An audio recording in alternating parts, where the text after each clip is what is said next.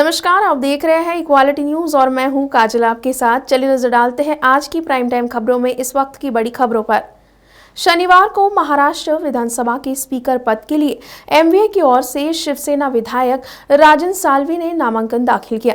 इससे पहले शुक्रवार को एकनाथ शिंदे सरकार की तरफ से राहुल नर्वेकर ने नामांकन दाखिल किया था। महाराष्ट्र की राजनीति में जो उथल पुथल मची है वो थमने का नाम नहीं ले रही है।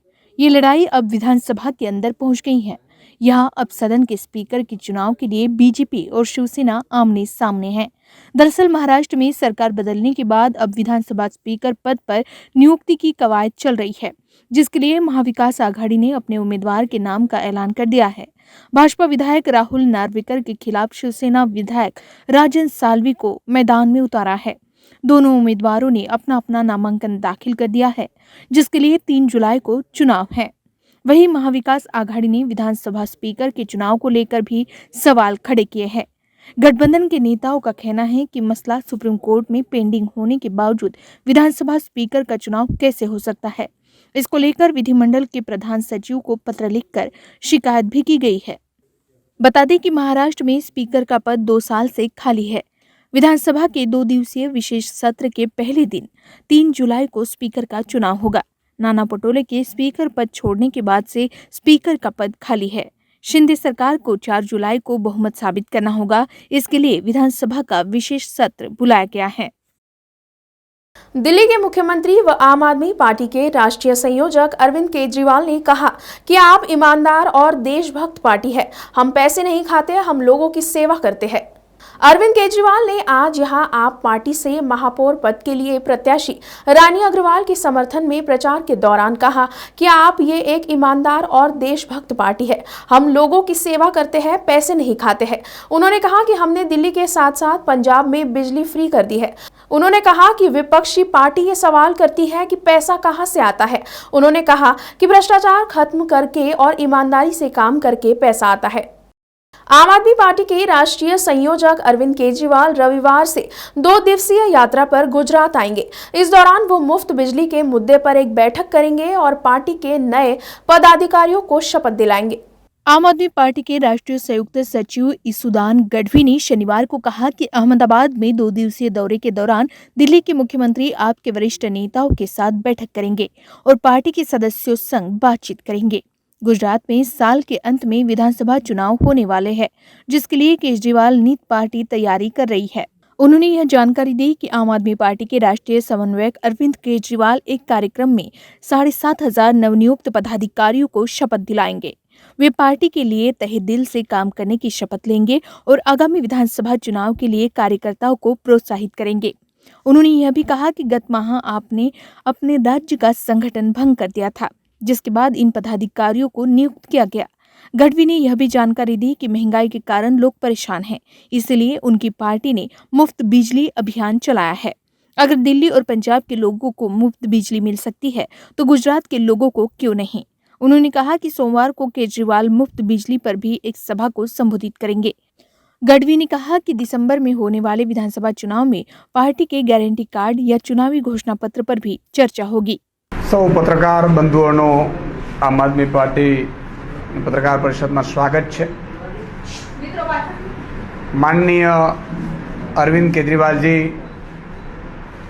गुजरातना 2 दिवसना प्रवासे आववाना छे।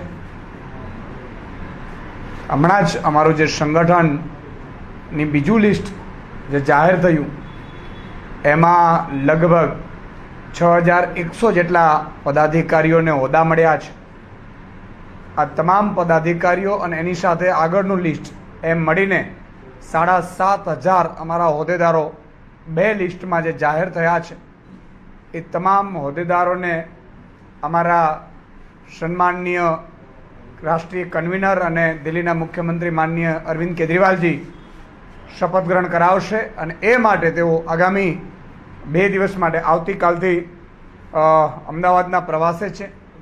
भारतीय जनता पार्टी की शनिवार को हैदराबाद में राष्ट्रीय कार्य समिति की बैठक में शामिल होने के लिए उत्तर प्रदेश के मुख्यमंत्री योगी आदित्यनाथ समेत राज्य के कई प्रमुख नेता वहां पहुंच गए हैं।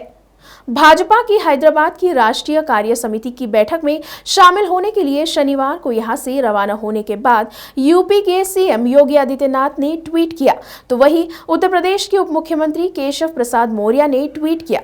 उन्होंने लिखा कि 2023 में तेलंगाना विधानसभा चुनाव में कमल खिलेगा। केशव प्रसाद मौर्य ने अपने साथ उत्तर प्रदेश के उप मुख्यमंत्री ब्रिजेश पाठक की हैदराबाद की एक तस्वीर भी ट्विटर पर साझा की। हैदराबाद की बैठक में 2024 में होने वाले लोकसभा चुनाव सहित कई अहम मुद्दों पर चर्चा की संभावना है। उदयपुर कन्हैयालाल हत्याकांड मामले में 4 आरोपियों को आज यहां राष्ट्रीय अनुसंधान एजेंसी एनआईए को 10 दिन के लिए रिमांड पर सौंप दिया गया है। इस दौरान कोर्ट परिसर में पुलिस का भारी जत्था तैनात किया हुआ था। बावजूद इसके पेशी के बाद जब एनआईए आरोपियों को कोर्ट से लेकर जा रही थी, तभी आक्रोशित वकीलों द्वारा आरोपियों के साथ धक्का मुक्की, कपड़े और बाल खींचने की कोशिश की गई। एनआईए कड़ी सुरक्षा व्यवस्था के बीच इस मामले के मुख्य आरोपी रियाज अख्तारी और गौस मोहम्मद तथा 2 अन्य आरोपी मोहसिन और आसिफ को दोपहर 1 बजे के बाद एनआईए के विशेष कोर्ट में लेकर आई और उन्हें कोर्ट में पेश किया गया, जहां अदालत ने आरोपियों को 12 जुलाई तक एनआईए की हिरासत में भेज दिया। पेशी के बाद जब एनआईए आरोपियों को कोर्ट से लेकर जा रही थी, तभी आक्रोशित वकीलों ने आरोपियों के साथ धक्का मुक्की, कपड़े और बाल खींचने की कोशिश की। इस दौरान कोर्ट परिसर में पुलिस का भारी जत्था तैनात किया हुआ था, लेकिन जब आरोपियों को गाड़ी में बैठाने लगे, तब कुछ वकील उन तक पहुंच गए और उन्होंने आरोपी के बाल और कपड़े खींचने की कोशिश की।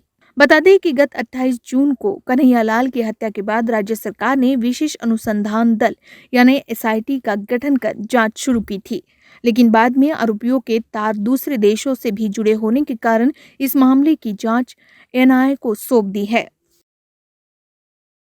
प्राइम टाइम खबरों में आज के लिए इतना ही। फिर होगी आपसे मुलाकात, तब तक के लिए आप देखते रहिए इक्वालिटी न्यूज। खबरों को और भी विस्तार से देखने के लिए आज ही हमारे फेसबुक पेज को लाइक और फॉलो करना ना भूलें। साथ ही हमारे यूट्यूब चैनल को सब्सक्राइब करें।